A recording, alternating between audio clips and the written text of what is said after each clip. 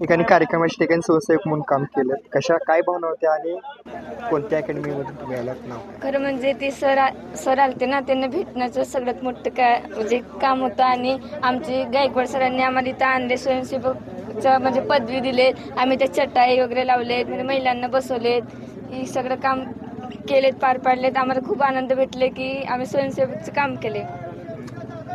सगळं अरेंजमेंट करताना लोक ऐकत होते का तुमचे, म्हणजे हा, ऐकत बसवताना होते. वगैरे? बरं. दादांना जवळून बघता आलं, तो क्षण कसा होता?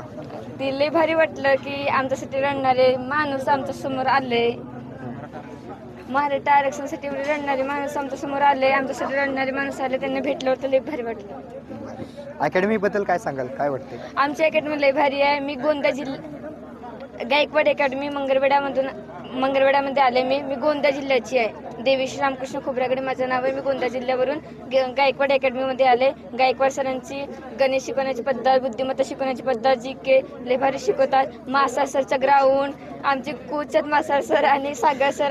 आमच्याकडे लक्षपूर्वक म्हणजे लक्ष देते ते मुलींकडे. हे आमचे 3 सर आहेत ती. आणि हे सगळे